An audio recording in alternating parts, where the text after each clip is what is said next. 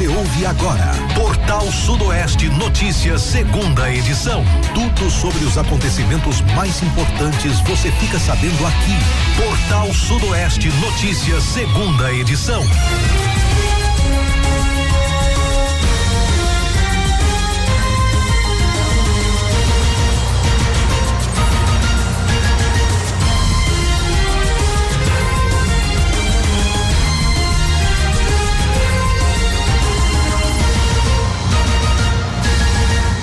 Horas e 4 minutos, meio-dia e 4, uma excelente tarde para você ligado na Rádio Portal Sudoeste. Terça-feira, 17 de março de 2026. A partir de agora você acompanha o Portal Sudoeste Notícias, segunda edição, com as principais informações da nossa região, da Bahia, do Brasil e do mundo. Você também participa, traz a sua denúncia, traz a sua reclamação no nosso telefone, nosso WhatsApp 7734441043 e acompanha ao vivo através do nosso site www.radioportalsudoeste.com.br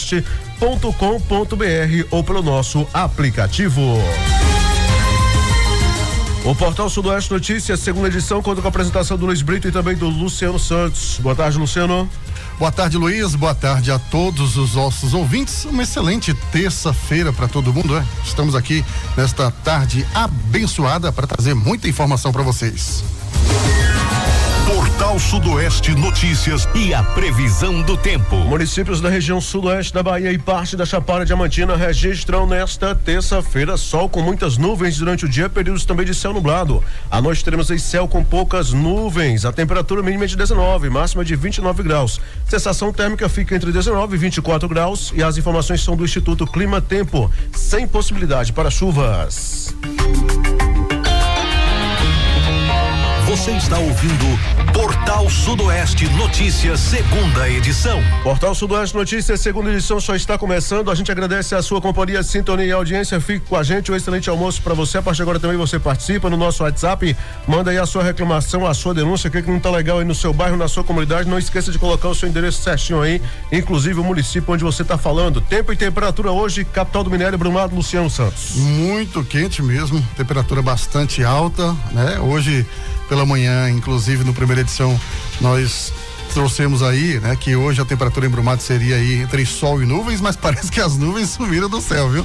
É uma lua para cada um, meu amigo. Nesse exato momento aqui, a temperatura tá chegando, lá fora tá chegando 29 graus, sensação térmica de 31, 32. O Clima Tempo coloca aqui que Livramento é 29 graus com sensação térmica de 24. Eu não sei aonde. Devem estar comendo mosca por aí, né? Pois é, né? Ou então fumou algumzinho, né? Antes de olhar a temperatura. Porque esse não tem sistema coisa, aí tá meio... Pelo amor de Deus, um calor desse, meu irmão, que eu vou te falar a verdade, você tá quase... Eu vou te falar uma coisa, se eu tivesse em casa eu estaria igual aqueles frangos de janela, televisão de cachorro, virando de um lado pro outro no sofá e assando toda hora um pouquinho. Deus me livre. E o ventilador jogando vapor ainda. Não, ninguém aguenta, você tá maluco. Olha, vamos começando então aqui as nossas pautas de hoje. Nosso Portal Sudoeste Notícias, segunda edição, só está começando, muita informação. Vamos falar justamente sobre chuva, sobre clima, por quê? Alguns municípios estiveram recentemente decretando situação de emergência por conta da estiagem em diversos pontos do país, mas outros decretando situação de emergência por conta das fortes chuvas. E entre esses municípios, e que a gente acompanhou de pertinho também aqui, sempre atualizando aí a nossa população, foi justamente os municípios de Itanhaçu e Ituaçu, né? No caso aqui na nossa região também.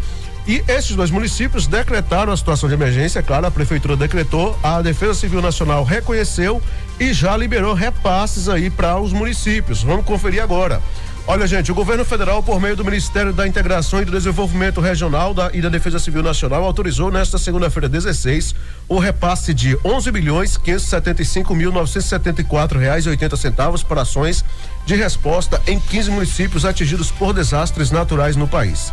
Entre as cidades contempladas estão Itanhaçu e Ituaçu, na Bahia, afetadas por fortes chuvas. Itanhaçu recebeu R$1.103.446 e no caso aí, enquanto Ituaçu teve autorizado o repasse de R$529.530 para auxiliar nas ações emergenciais. As portarias que liberam os recursos foram publicadas no Diário Oficial da União.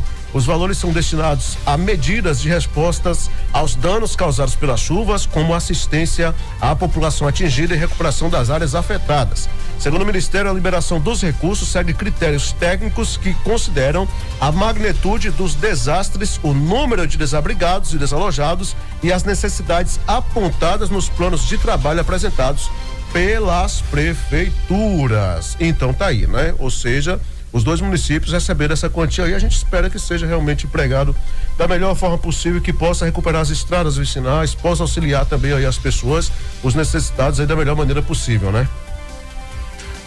Não, esse valor, apesar que acaba chegando até tarde um pouco, né? Mas pode amenizar aí, né? Algumas situações de desastres. E tem que ser empregado brevemente, viu? Isso. De forma breve, porque parece que a prestação de conta é em 30 dias. Muito bem. Olha, a justiça nega indenização à idosa após ação contra a empresa de ônibus por viagem entre Brumado e Salvador. Olha só, hein? A justiça negou o pedido de reembolso e indenização por danos morais feito por uma idosa de 70 anos contra a aviação Novo Horizonte após uma viagem entre Brumado e Salvador durante o feriado de Corpus Christi de 2025. De acordo com o processo, a passageira procurou a agência da empresa em Brumado para adquirir passagem, mas foi informada de que, naquele momento, havia disponibilidade apenas para o serviço leito. A idosa alegou que, diante da ausência de vagas no serviço convencional, teria direito à gratuidade também nessa categoria superior, com base no Estatuto do Idoso. Após a negativa do atendente, ela decidiu comprar a passagem integral. Posteriormente, a passageira ingressou com ação judicial solicitando o reembolso do valor pago e indenização de 4 mil por danos morais, alegando violação de seus direitos. Na defesa, a empresa apresentou relatórios de viagem e informou que havia disponibilizado um horário extra com ônibus convencional. Também foram anexados ao processo imagens e áudios do atendimento que indicariam que a passageira foi informada sobre a existência da vaga gratuita no serviço convencional. Segundo a empresa, a idosa recusou a opção, né, do serviço convencional.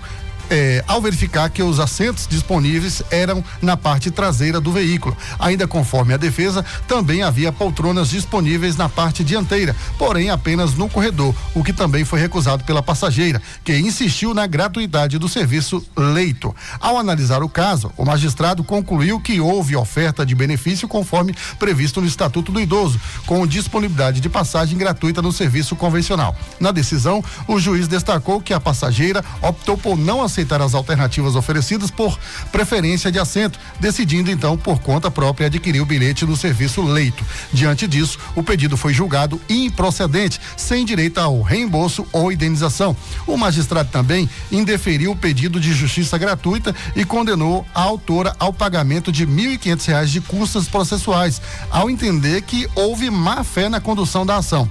Além disso, foi determinado que a Agência Estadual de Regulação de Serviços Públicos de Energia, Transportes e Comunicações da Bahia, a AGERBA, suspenda por 90 dias o benefício de gratuidade da passageira em viagens intermunicipais. Segundo a decisão, a medida se deve ao entendimento de que houve tentativa de obtenção de vantagem indevida por meio de processo judicial. Daí, né? Nem sempre você ganha tudo, né? No caso aí o juiz entendeu que ela quis levar vantagem, né? Isso. Entendeu que ela quis levar vantagem sobre o assunto, porque a empresa comprovou, então, diante de câmeras, áudios, tudo certinho, que disponibilizou a vaga, mas a exigência foi grande, né? Não, no fundo eu não vou, no fundo eu não vou. Ela quer o leito. Eu não vou no corredor, também não, eu quero na janela e tal, aquela coisa toda. Resumindo, queria o leito, né? Queria o leito. E a gente tem que, olha, as pessoas têm que observar também o que... Já dizia minha avó, cavalo ganha e não se olha os dentes. Não, é uma lei, mas também tem que se observar o que a lei diz, né? Claro. Então, assim, o transporte, ele é fornecido para o transporte convencional.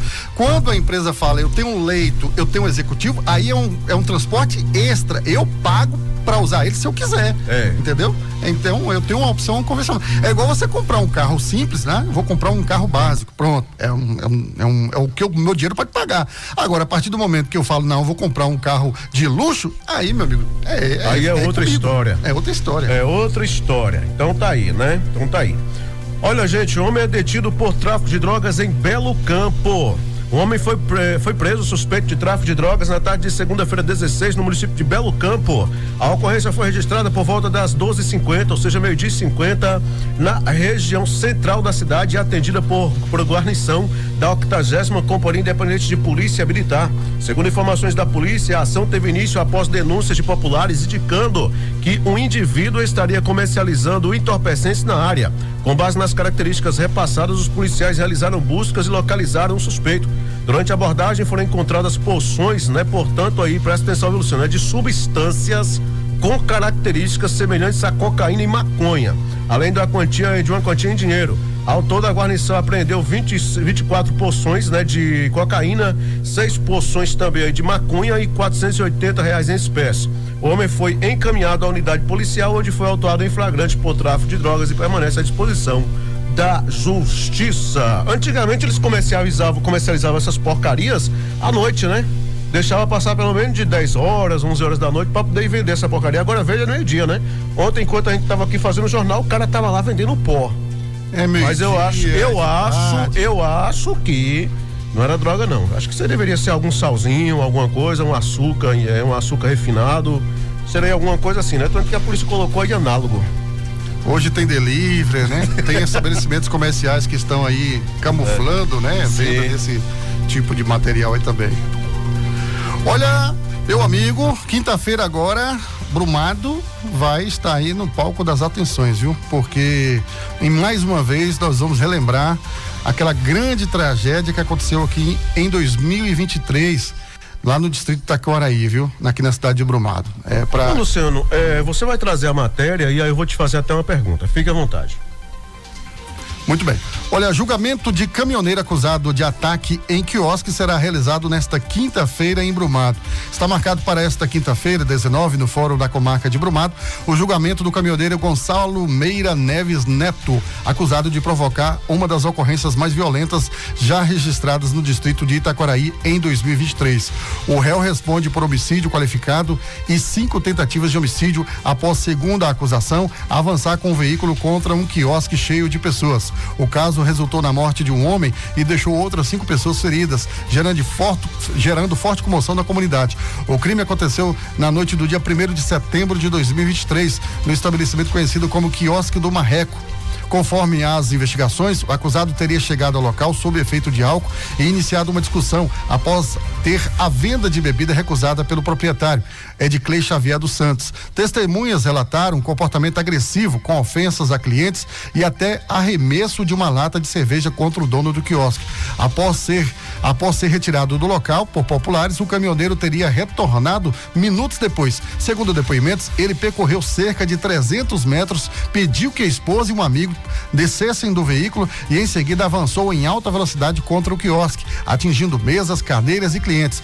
O lavrador Edivan Bernardes morreu no local após ser atingido. Conhecido na região, ele foi lembrado por moradores como uma pessoa respeitada e que ampliou também aí a repercussão do caso. Entre os feridos estão o proprietário do estabelecimento, familiares e um menino de 11 anos que sofreu um impacto significativo e levou semanas para recuperar a mobilidade. Outro sobrevivente teve 7 costelas fraturadas e perfuração pulmonar, permanecendo internado por vários dias. Após a colisão, ainda conforme testemunhas, o acusado teria descido do veículo e tentado continuar as agressões com uma cadeira, sendo contido por pessoas que estavam no local. Revoltados, moradores iniciaram um princípio de linchamento, interrompido aí com a chegada da polícia militar.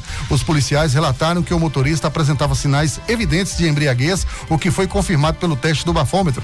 Durante a condução, ele também teria danificado a viatura e proferido ofensa de cunho racial contra um policial. O Ministério Público denunciou o réu por homicídio qualificado, 5 tentativas de homicídio qualificada, injúria racial e embriaguez ao volante. O acusado sustenta que o crime foi motivado por razão fútil e cometido de forma que colocou diversas pessoas em risco.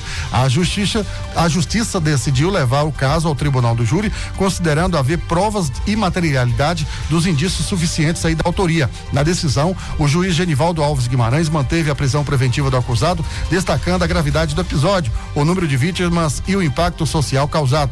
O julgamento deve reunir testemunhas, acusação de defesa, defesa, a acusação e defesa, além dos jurados responsáveis pela decisão. A expectativa é de que o caso seja concluído ainda esta semana. Então tá aí, né? Nesses casos aí, geralmente, às vezes a população costuma ficar dividida, né? Uns entendem que é culpado, outros entendem que não é culpado e tal, aquela coisa toda. Eu ia perguntar para você o seguinte: a gente não tem aqui nós não temos aqui o direito de condenar ou de inocentar ninguém, mas pelo sentimento da população, o que você acha que tá mais para acontecer nesse caso? A expectativa é de condenação ou de inocentar?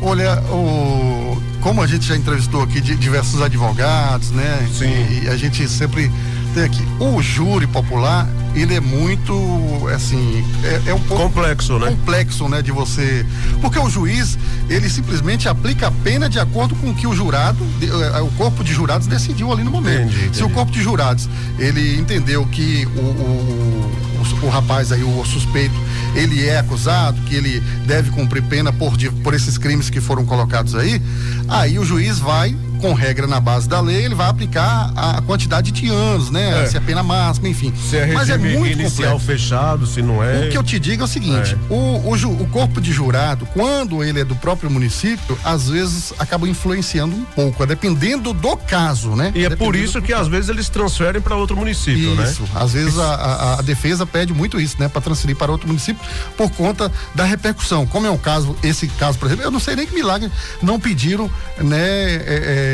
Que esse julgamento acontecesse em outra comarca, né? Ou se pediu, pode ter sido também que o juiz negou, né? Mas eu quero recordar aqui que em Conquista teve um caso desse aí, não foi? Isso. Do rapaz, agora recentemente, acho que do rapaz que foi condenado, inclusive já foi julgado e condenado por matar a ex-companheira, não foi isso? Acho que ela era de Planalto, parece, não, melhor dizendo, acho que era Jequié, e o corpo foi encontrado em Planalto, alguma coisa assim, e aí transferiram o julgamento dele pra Feira de Santana, né?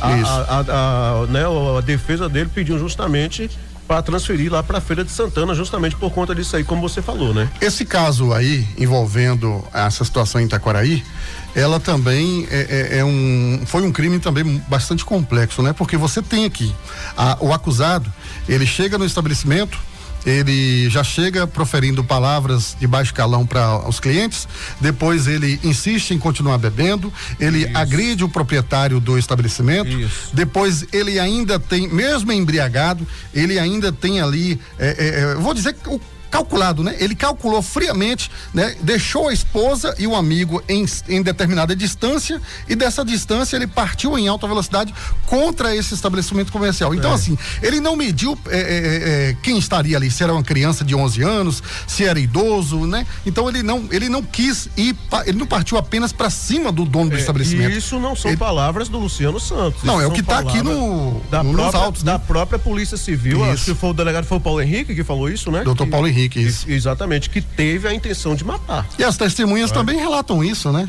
Exatamente. As testemunhas também relatam isso. Mas eu reforço mais uma vez, nós não estamos aqui condenando ou inocentando ninguém. Estamos trazendo os fatos, o que diz aí a Polícia Civil, os autos do processo e realmente essa expectativa para esse julgamento. A perícia realizada no local, né? Exatamente. Então a expectativa para esse julgamento na quinta-feira. Vamos aguardar. Certamente na sexta-feira a gente vai estar aqui comentando sobre essa decisão da Justiça. Naturalmente, do que tem aí ocorrido, como que foi, enfim, qual a decisão aí quanto a esse caso, né? Vamos aguardar. Ponte Salvador Itaparica deve ser entregue em 2031, prevê governo da Bahia. O governo da Bahia projeta a entrega da Ponte Salvador Itaparica para o ano de 2031, com 12,4 quilômetros de extensão. A estrutura é considerada o maior equipamento sobre lâmina d'água da América Latina. De acordo com o planejamento estadual, o início das obras está previsto para o dia 4 de junho de 2026. Antes disso, a autorização para implantação de uma plataforma provisória deve ser oficializada nos próximos dias. Segundo o secretário da Secretaria Extraordinária do Sistema Viário Oeste, né, o SV Ponte, Matheus Simões Dias, o cronograma segue dentro do prazo estabelecido. Estamos avançando nas etapas prioritárias da obra. A autorização para a plataforma provisória deve sair nos próximos dias e a licença de instalação é esperada até o final de maio. Mantemos o prazo contratual para início das fundações em 4 de junho de 2026, afirmou nesta segunda-feira 16, durante a apresentação no Tribunal de Contas do Estado da Bahia. As atualizações do projeto foram apresentadas à Corte pelo secretário da Casa Civil, Afonso Florense, na sede do órgão localizado no Centro Administrativo da Bahia, o CAB, em Salvador.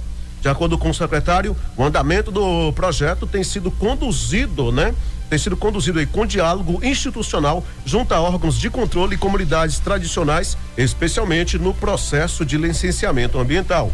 Todas as comunidades tradicionais estão sendo ouvidas no processo, incluindo pescadores, povos tradicionais e terreiros e matriz africana na ilha.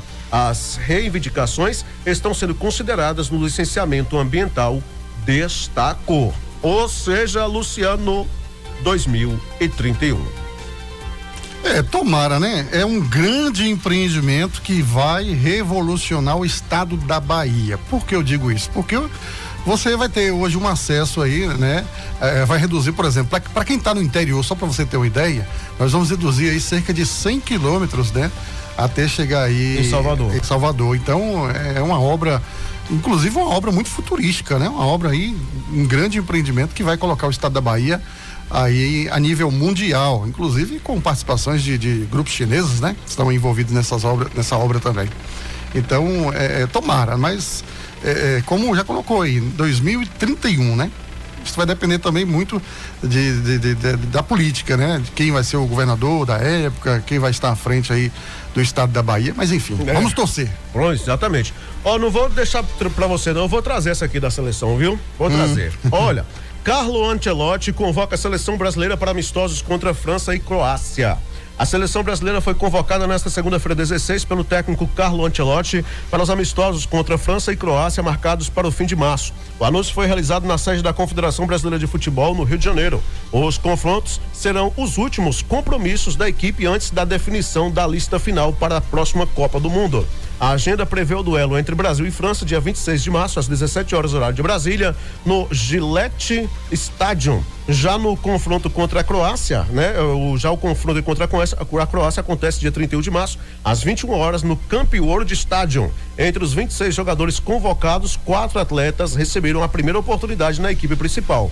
Léo Pereira, Gabriel Sara, Ryan e o Igor Thiago. A lista conta com os nomes experientes e jogadores que atuam no futebol internacional, mesclando juventude e rodagem. Entre os goleiros foram chamados Alisson, Bento e Ederson. Na defesa, aparecem nomes como Marquinhos, Danilo e Gabriel Magalhães, além dos estreantes. O meio-campo conta com jogadores como Casemiro, Fabinho e Andrés Santos. Já no ataque, o técnico relacionou atletas como Vinícius Júnior, Rafinha, Matheus Cunha e Endrick, além dos novos nomes. A convocação marca mais um passo para a apresentação da seleção brasileira visando a próxima Copa do Mundo, com testes e ajustes finais antes da definição do grupo definitivo. Sinceramente, eu não consigo entender como que a última partida é dia 31 de março, aí a seleção fica o mês de abril inteirinho sem nenhuma partida, quando em junho estreia na Copa do Mundo. É uma coisa que não me entra na cabeça. Deve ter treinamento no caso, né? Mas eu acho que esses amistosos deveriam ser aí. Eu sabe o que eu faria? Sendo técnico, o primeiro jogo da Copa é dia quanto? É dia 4 de junho. Um exemplo, né? Que eu não sei qual é a data. Então vamos fazer o seguinte: vamos marcar o amistoso para o dia 31 de maio. Pronto, acabou, porque você já entrava com o gás todo. Ou eu estou errado? Né? Como você colocou, né? Aí, meu amigo, é complicado, viu? Menino, você viu os gols aí ou não? Que eu te mandei os links? Ainda não vi, não. O Giovanni já mandou aqui, o gol de Van Persie foi o mais bonito do jogo, mas o Robin deu um show, concordo. Mas pra mim foi o de Van Persie. Elegeram o do colombiano lá, né? O James Rodrigues, que uns falam também Rames Rodrigues, né? Mas eu gostei mais do de Van Persie. Sinceramente, mandei pro Luciano, até agora não viu. Agora o pessoal tá... Uns comentam aí a ausência do Neymar, né? Rapaz, eu vou te falar um negócio aqui pra nós, falando seriamente, é um baita jogador, mas, porém, contudo, todavia, já passamos da época em que a gente dependia do Neymar, né? Teve a época que a seleção brasileira só sabia jogar alguma coisa com o Neymar, e quando ele tava fora de campo não jogava nada. Hoje não, hoje já provou por A mais B que a seleção brasileira não depende mais do Neymar, não tá com essa dependência mais, falando seriamente, com todo respeito, que é um grande atleta e tal, mas é aquela coisa, né? Tá no Santos, eu não sei se dá pra poder medir o futebol dele pelo Santos, eu não tenho acompanhado, vou ser sincero, não tenho acompanhado os jogos do Santos pra saber como que tá a desenvoltura dele dentro de campo, Mas falando sinceramente, eu não vejo essa necessidade tão grande e tão urgente de colocar o Neymar dentro de campo. Agora, eu vou perguntar para você o seguinte, né? Para você e os nossos ouvintes, que eu sei que tem os nossos ouvintes aí estão de plantão acompanhando aqui os nossos comentários. Eu não entendo muito futebol, você entende mais do que eu. Certo. Esse momento agora é o momento de testar esses novos nomes assim, tão próximo da Copa? Não acho. É muito em cima, 2 partidas não tem como você saber. Sabe, é muito complicado. Eu acho que você já deveria ter os nomes definidos aí, os zagueiros definidos para poder entrar dentro de campo. Não adianta, entendeu? Então eu acho que tá muito em cima, eu acho que é loucura. Agora tem um detalhe também. Se o técnico perder a Copa, não pode tirar ele também. Porque no Brasil isso não acontece. Perdeu a Copa já era, já troca de técnico. O Flamengo, por exemplo, tá com esse problema. O cara não pode ganhar título. Se ganhar 2 títulos e perder um, pronto, já manda o técnico embora. E aí é um problema sério. Não pode acontecer isso. E por que eu falo isso? Porque a Alemanha, para ser campeã na Copa de 2014, ela ficou jogando com o mesmo time desde 2004. Foram 10 anos jogando com o mesmo time. Treinador, não estou dizendo de treinador, mas a base foi a mesma. E o Brasil, infelizmente, com essa troca de técnico, todo dia tem um jogador diferente. E aí, como é que fica? Então, assim, tem que deixar entrosar o time. Se não entrosar, fica difícil. Vou fazer mais uma pergunta para você. Olha, eu observei aí que o Ancelotti, ele priorizou mais aí esses atletas que estão mais bem fisicamente, né? Segundo a escalação dele, né? Mas assim, no seu ponto de vista, tá todo mundo legal mesmo? Tá todo mundo 100%? Dos convocados, no meu entendimento, tá. Embora eu ainda quero dizer aqui que alguns jogadores não rendam na seleção. É o caso do Vinícius Júnior, na minha opinião, que quando joga no clube, ele arrebenta. Quando chega na seleção, ele não rende. A minha opinião é essa. O Endrick, por exemplo, já é um jogador que as poucas vezes que entrou em campo com a seleção, inclusive ele é o artilheiro, eu acho, da era Ancelotti, ele é o artilheiro na seleção brasileira, o Endrick corresponde, tanto dentro da seleção como no seu clube. O Vinícius Júnior nem tanto. O Vinícius Júnior já dentro da seleção ele morre. Falando sinceramente, entendeu? Então, assim, vamos aguardar para ver, mas eu acredito que desses aí que ele já vinha convocando, eu acho que esses aí eram esperados realmente. Vamos esperar que eles correspondam dentro de campo, porque o Vinícius Júnior merece pelo que joga no clube, mas dentro da seleção não jogava tão bem assim. De qualquer forma, é um excelente jogador. Agora, eu vou trazer uma opinião minha aqui, Luiz. Como eu te falei, não tenho foco no futebol, mas é o que eu entendo, é o que eu vejo hoje do futebol brasileiro, a exemplo de outros, né, clubes lá fora do Brasil. Hoje, o Brasil enxerga o futebol como se fosse uma vitrine de propaganda para adquirir o quê? Propaganda, milhões e milhões em cachês. O futebol, o esporte, enfim, em si, ele vende muito, ele fatura muito, né? Mas eu vejo mais como uma vitrine. Então, assim, porque você tem países lá fora, por exemplo, que realmente tem. Você chega como aqueles países lá da Arábia, né? O pessoal lá tem empresário lá que banca o time todinho, Abu né? Dhabi. Então, aí só que o Brasil não, né? Fica aquela coisa, patrocínio jogador é patrocinado por isso, jogador é patrocinado por aquela empresa, enfim. Então, por isso que eu te falo que eu vejo mais como uma vitrine de propaganda. Meu amigo, não é fácil não, viu? Não é fácil não. Vamos pro nosso WhatsApp, onde a gente tem participações. Você acha que entende de futebol, Luciano? Eu não. Presta atenção aqui, ó. Brito, boa tarde, Luciano Santos. Ô, Brito, eu tô vendo você, mas Luciano comentando aí sobre a seleção.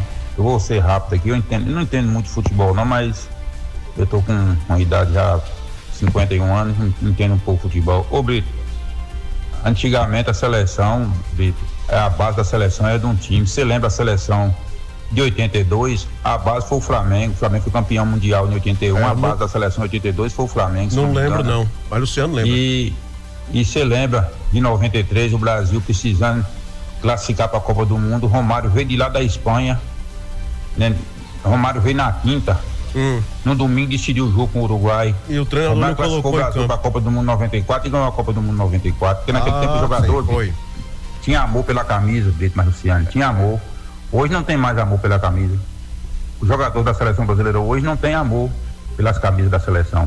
Concordo, detalhe, né? Em 98 ele não foi convocado, né? O baixinho. E aquilo é orgulhoso. O pessoal pergunta quem era melhor, Romário e fulano, Romário. Romário e Ronaldo, Romário. Romário e Ronaldinho Gaúcho, Romário. Tudo dele é ele que é melhor.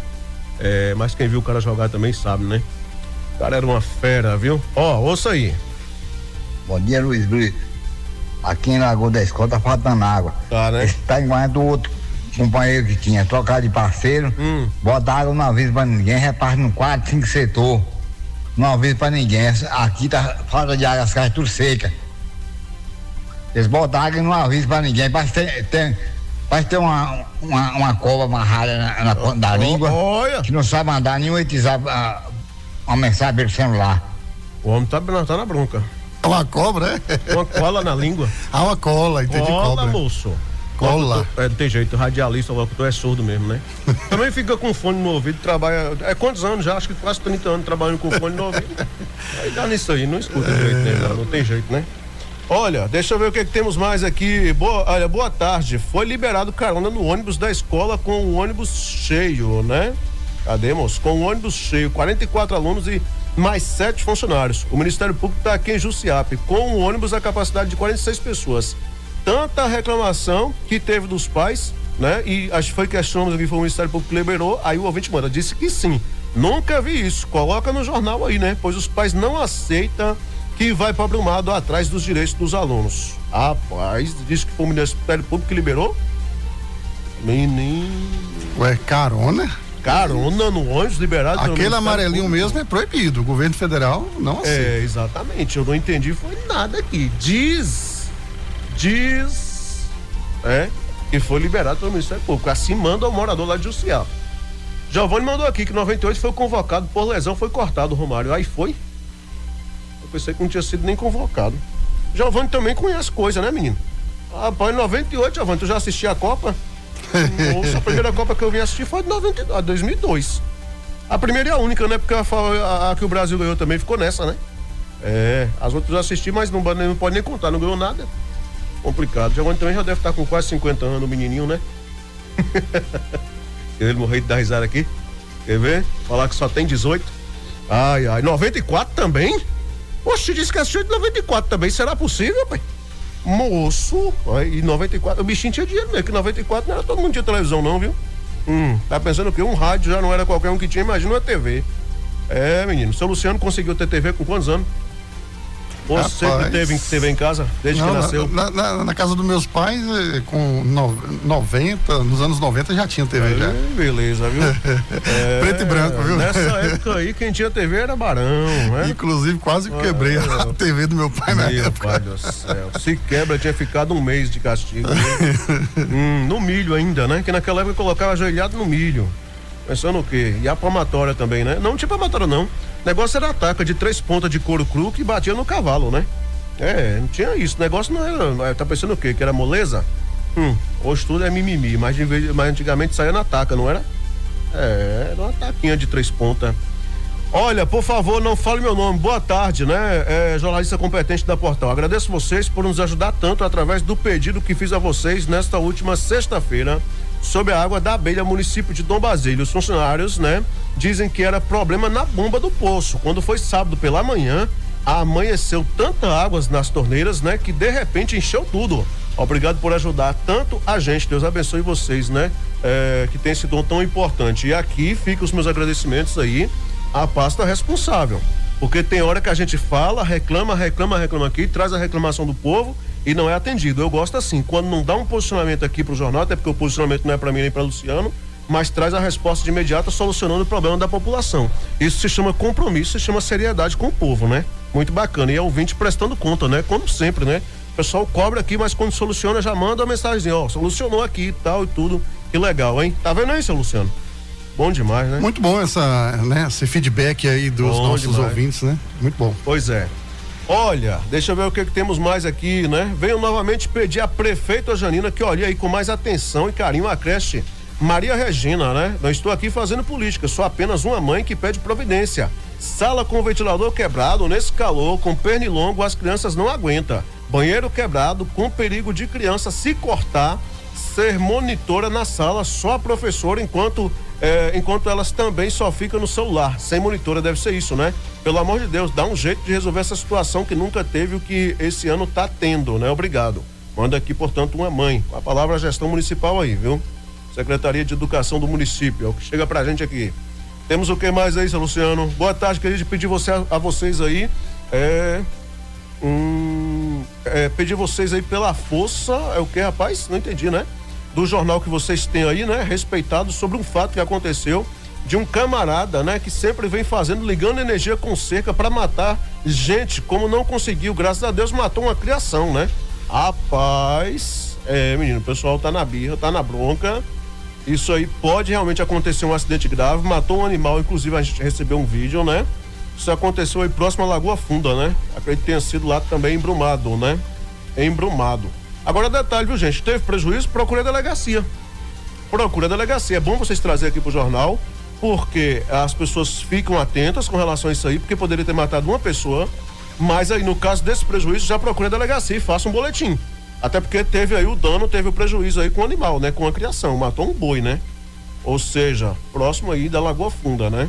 E é bom destacar, Luiz, aos proprietários, né, de fazendas que tem aí sua cerca, às vezes eles energizam a cerca para que o gado não saia da propriedade. Mas agora engraçado, colocou que aqui no município de Livramento, eu não entendi.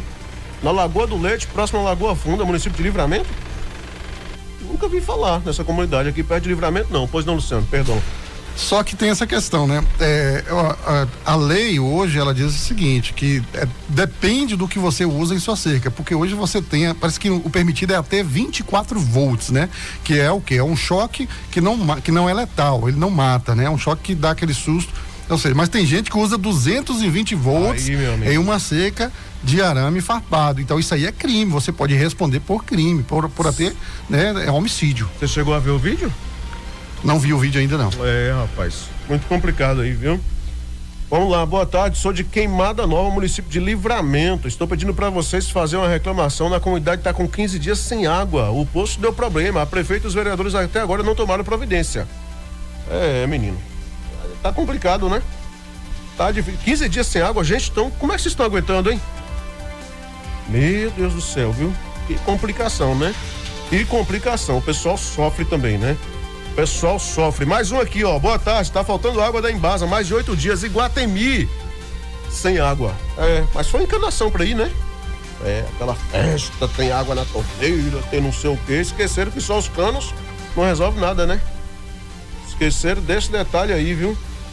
É complicado, meu amigo. É complicado. O ouvinte tá cobrando manutenção da estrada também aí no trecho de Iguatemi a Caraíbas. Diz que não foi resolvido ainda, né? A situação é complicada. O pessoal novamente cobrando e trazendo aí as reivindicações com relação a essa questão aí, né? Portanto, da manutenção dessas estradas vicinais, viu? Muito complicado. E pós-período chuvoso, se prepara, né?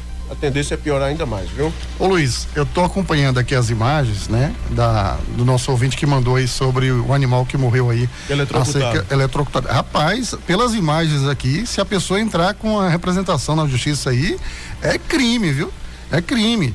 De maneira grotesca foi feita a ligação, pegou os fios e ligou diretamente na rede elétrica em 220. Então, mas aí é o que eu tô falando, falta ir pra delegacia. Isso. Se ir pra delegacia, vai ter que pagar aí, né? Ressacia o dono aí, receber o valor pelo animal, tudo certinho. E é crime porque poderia ter matado também o ser humano. Agora imagina uma criança, rapaz, se tivesse tocado numa cerca dessa. Já foi, não escapa, não tem como. Não tem jeito de escapar, entendeu? É complicada a situação. Ai, meu pai, viu? Dá tempo a gente trazer alguma pauta aí? Dá, né?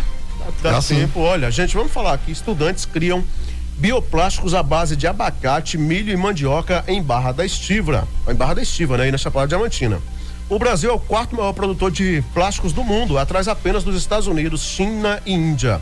O dado divulgado pelo Fundo Mundial para a Natureza, né, evidencia também um dos grandes desafios ambientais da atualidade: o tratamento do lixo e a destinação adequada dos resíduos plásticos. Diante desse cenário, alternativas sustentáveis vêm sendo pesquisadas aí para reduzir os impactos ambientais. Entre elas estão os bioplásticos, né, que podem reduzir aí parcialmente embalagens, pode substituir parcialmente embalagens produzidas com plástico convencional.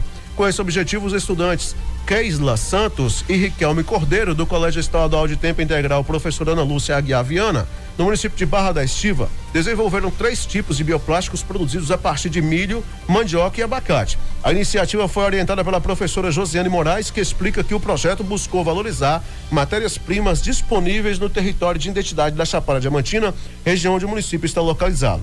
Observando que o milho e a mandioca são ricos em amido e que o caroço de abacate, geralmente descartado, também pode fornecer amido, desenvolvemos 3 bioplásticos distintos para comparar suas propriedades e potencial sustentável, afirma Após as etapas da pesquisa, extração e produção, os estudantes realizaram uma análise comparativa para avaliar o desempenho de cada material. Segundo Riquelme Cordeiro, o bioplástico produzido com amido de milho apresentou menor resistência e flexibilidade. Já o material obtido a partir do abacate apresentou resultados satisfatórios, mas com desempenho inferior ao produzido com mandioca. De acordo com Keisla Santos, o bioplástico de amido de mandioca foi o que apresentou os melhores resultados. Ele apresentou maior resistência e flexibilidade quando comparado ao de milho. Demonstrou melhor durabilidade e permitiu variações de espessura, podendo ser produzido tanto em camadas mais finas quanto mais espessas, né? Sem comprometer sua estrutura. Seus resultados foram considerados excelentes, tornando-se a formulação mais viável entre as 3 analisadas, explica. O projeto foi desenvolvido no âmbito do Clube de Ciências da Escola e foi um dos destaques do encontro estudantil promovido pela Secretaria de Educação.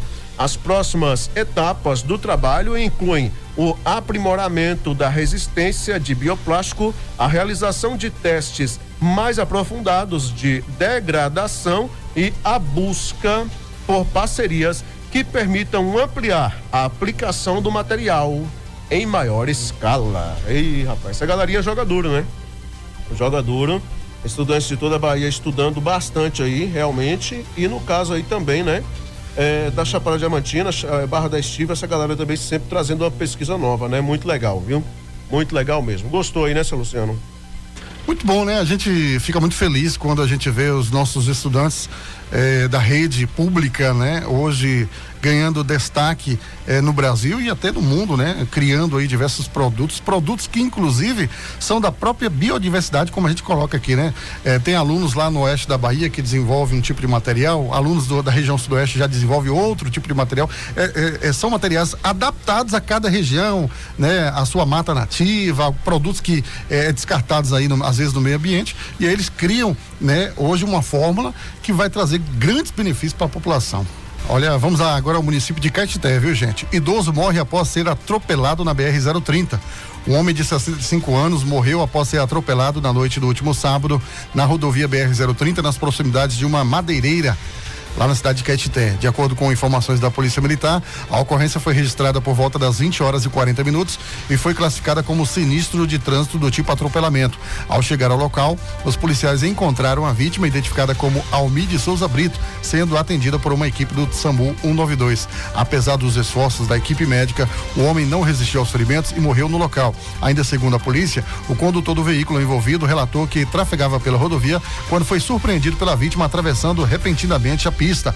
A guarnição da Polícia Militar realizou o isolamento da área até a chegada da equipe da perícia, garantindo aí a preservação do local para os procedimentos técnicos. O motorista foi encaminhado à delegacia para a adoção das medidas legais e cabíveis, enquanto o corpo da vítima foi levado para o necrotério da unidade de pronto atendimento de Caetité. A Polícia Civil deverá investigar aí as circunstâncias do acidente.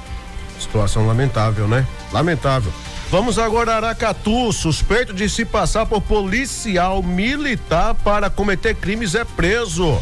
Um homem suspeito de envolvimento em diversos crimes foi preso na tarde de segunda-feira 16 no município de Aracatu. A ação foi realizada após a expedição de um mandado de prisão solicitado pela Polícia Civil.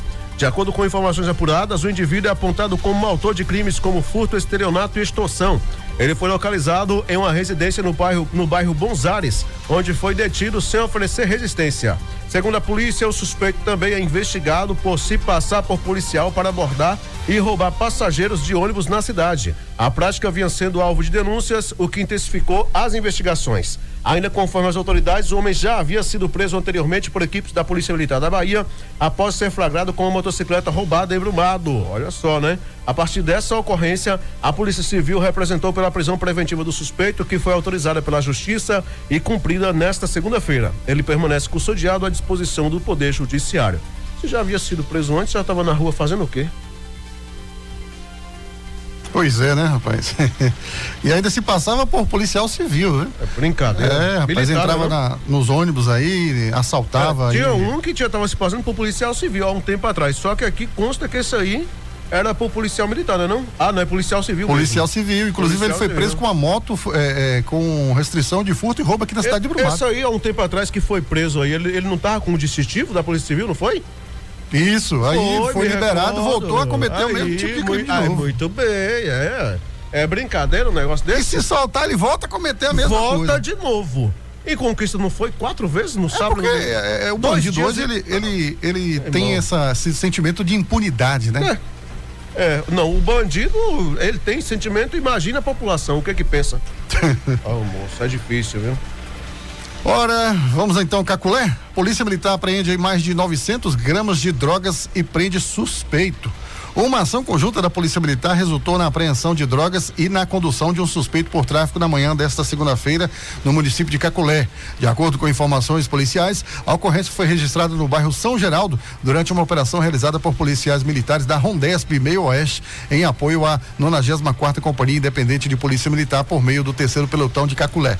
Durante a ação, os policiais localizaram e apreenderam aproximadamente 401 gramas de uma substância análoga à maconha e 576 gramas de uma substância semelhante à cocaína. Além dos entorpecentes, também foram encontrados 3 balanças de precisão, embalagens utilizadas para acondicionamento de drogas e uma motocicleta Honda CG 150. O homem de 27 anos foi conduzido pelos policiais militares juntamente com todo o material apreendido para a delegacia territorial, onde foram adotadas as medidas legais e cabíveis. E provavelmente a prisão dele pode ser também considerada como análoga a crime. Análogo ao crime de tráfico de drogas. Tratar como se fosse menor de idade, né? Meu pai do céu, viu? Ei, Brasilzão, hein? Com Z. É difícil, viu? É difícil. Agora vamos pra uma história bacana aqui? Vamos lá. Vamos pra um fato. História não, é um fato, um acontecimento muito legal, né? Um empresário, gente, emocionou aí, né? Brumado ao se casar aos 94 anos, né? Brumado é a região sudoeste também, né? Gente, a cidade de Brumado foi palco aí de uma história emocionante desse fim de semana. Aos 94 anos, o empresário e aposentado Luiz, conhecido carinhosamente aí como Vovô Luiz, subiu ao altar da Igreja Matriz para oficializar sua união com a companheira Rosinha em uma cerimônia marcada por muita emoção. O casamento reuniu familiares, amigos e pessoas da comunidade que fizeram questão de prestigiar o momento especial. Durante a celebração, não faltaram sorrisos, abraços e lágrimas de alegria em um clima de carinho e celebração que tomou conta do local. A entrada do noivo, caminhando em direção ao altar para encontrar a amada, foi um dos momentos mais marcantes da cerimônia. A cena arrancou aplausos e emocionou quem acompanhava o casamento, reforçando a mensagem de que o amor não tem idade e pode florescer em qualquer fase da vida. Para muitos presentes, o casamento de Luiz e Rosinha foi mais do que uma celebração matrimonial. O momento se transformou em um exemplo de companheirismo e esperança, mostrando que a vida ainda pode reservar belas surpresas para quem acredita no amor. A união do casal rapidamente repercutiu entre os moradores da cidade, que celebraram a história como uma demonstração de que sentimentos verdadeiros permanecem fortes independentemente do tempo. Em Brumado, o casamento do Vovô Luiz e Rosinha certamente ficará marcado como um daqueles episódios capazes de aquecer o coração de toda a comunidade. Que história bonita, né? Eu aqui preocupado, né? Que não aparece ninguém por enquanto, né, e tal, e aqui, né, ficando patitio. Não se preocupe não, viu, no momento certo. Rapaz, e 94 anos. 94, seu Luiz, história bacana, Luiz. Né? E a noiva também, aparentemente, na foto, você não tá bom de foto não, viu? Você não tá bom, aquele ângulo aí não favoreceu não, né? Mas aparentemente também aí bem emocionada, né? Aparentemente aí bem emocionada, né? Muito legal. Inclusive, a cerimônia, pós-cerimônia, né? O pessoal depois da cerimônia aí, fizeram uma celebração entre familiares, netos, filhos, né? Os amigos ali, um momento de celebrar também a vida, né, Luiz? Porque aos 94 anos, você novamente aí, né, ao lado de uma companheira, formalizando esta parceria, né? Esse companheirismo é muito bom, é muito interessante. Luciano, eu acho que a gente precisa valorizar temas como esse, principalmente nessa questão aí da terceira idade, né? E por que a gente está falando sobre isso? Porque é muito comum hoje em dia essas pessoas começarem a se relacionar muito cedo. Né? Praticamente ainda crianças já estão se relacionando, já estão aí entrando no mundo, né, dos relacionamentos, entre outras coisas, na maioria das vezes até mesmo deixando sonhos para trás por conta aí de namoricos e tal, coisas de adolescente, né? Então essa coisa toda, mas e inclusive ficando cada vez mais escasso o casamento, né? Onde a gente vai falar em amigar, em morar junto e não sei o quê.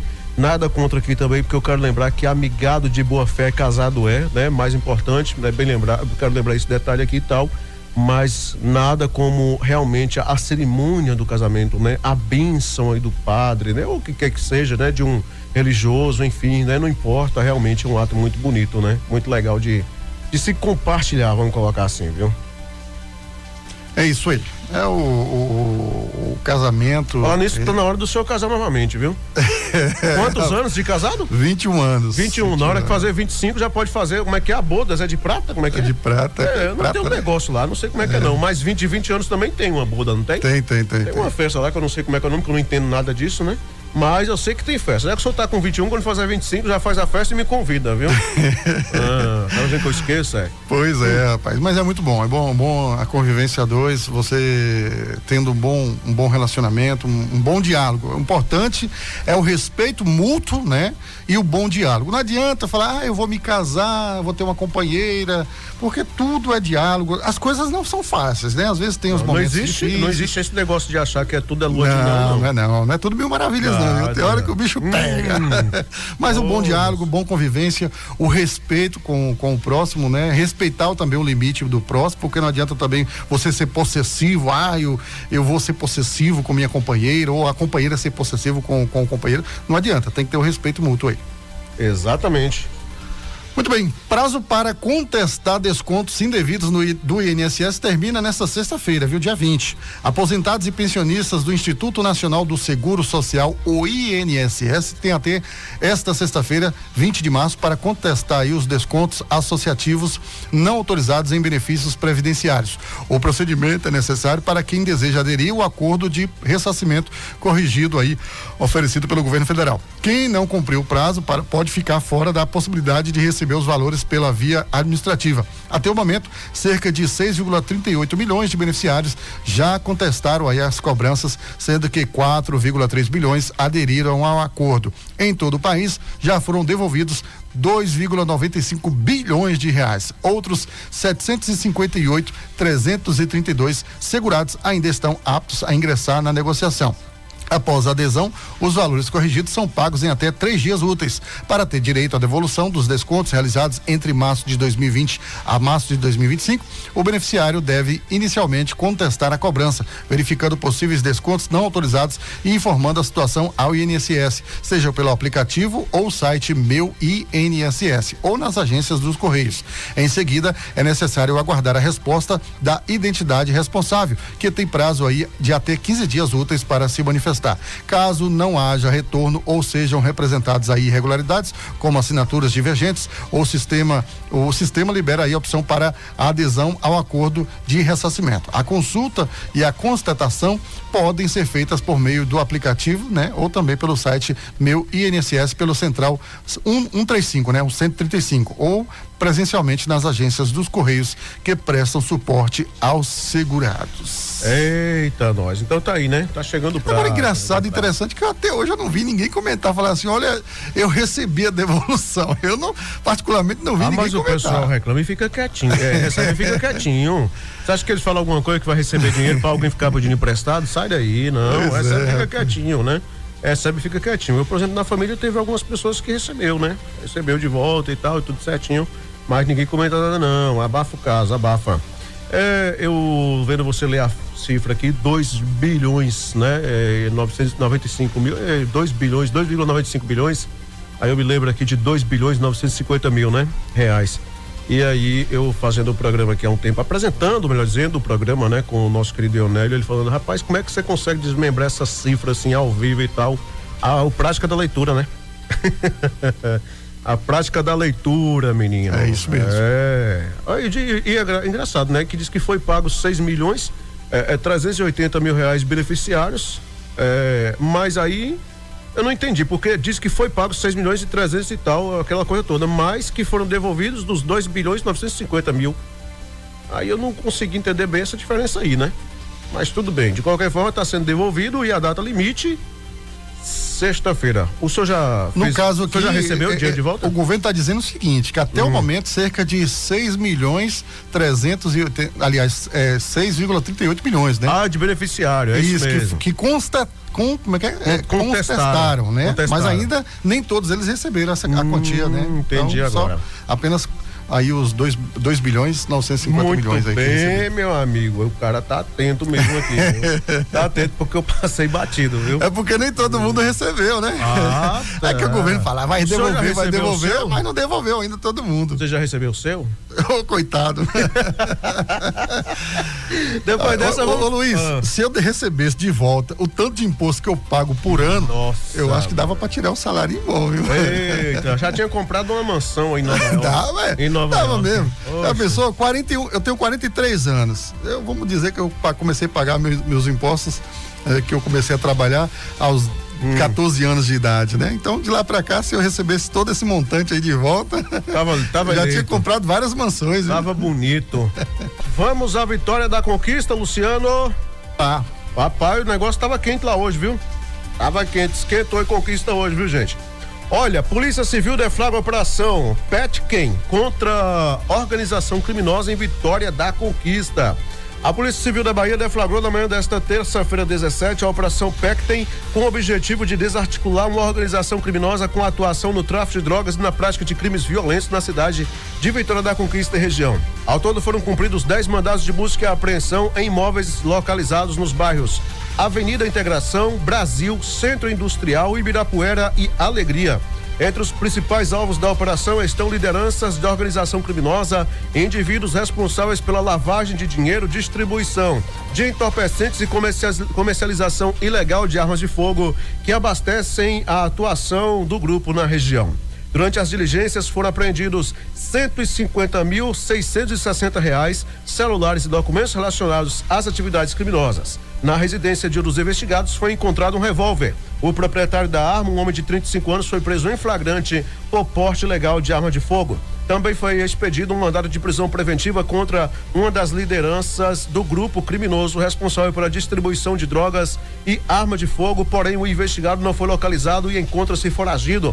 A ação é resultado de uma investigação iniciada em 2025, conduzida pela 8ª Delegacia de Tóxicos e Entorpecentes, a DTE, vinculada ao Departamento Especializado de Investigação e Repressão ao Narcotráfico, DENARC, que identificou a atuação de integrantes do grupo criminoso responsáveis pela coordenação de diversas atividades ilícitas, incluindo o tráfico de drogas, o comércio ilegal de armas de fogo e a participação direta ou indireta em homicídios relacionados à disputa pelo narcotráfico na região sudoeste. As diligências contam com o apoio aí da Diretoria Regional de Polícia do Interior, a DIRPIM Sudoeste, também da 10ª Coordenadoria Regional de Polícia do Interior, né? Do Departamento de Homicídios e Proteção à Pessoa, do Departamento Especializado de Investigações Criminais, do Departamento de Repressão ao Combate ao Crime Organizado, DRACO, além das delegacias territoriais de Barra do Sossa e Anangé. Eita, menino. Rapaz, eu vi o vídeo, menino. Quando eu vi os pacotes de dinheiro, eu vou te falar a verdade. Chega, me deu assim Falei, rapaz, mas era dinheiro, viu, meu amigo? Você viu a quantidade? Dinheiro sujo, né? Não, cheguei a ver aí nessa operação, não. Polícia Civil colocou aí pra quebrar, viu? Colocou pra quebrar. E o senhor já recebeu aí, porque você não teve tempo de olhar ainda. Daqui a pouquinho você busca aí essas informações, você vai ver que realmente era grana, viu? 150 mil, mais de 150 mil reais era muito dinheiro, viu? Então tá aí. 1h27. Luiz, nós vamos voltar aqui a falar sobre aquele caso, né, do jovem que continua desaparecido, né? O jovem de 19 anos, que segue desaparecido aí, né?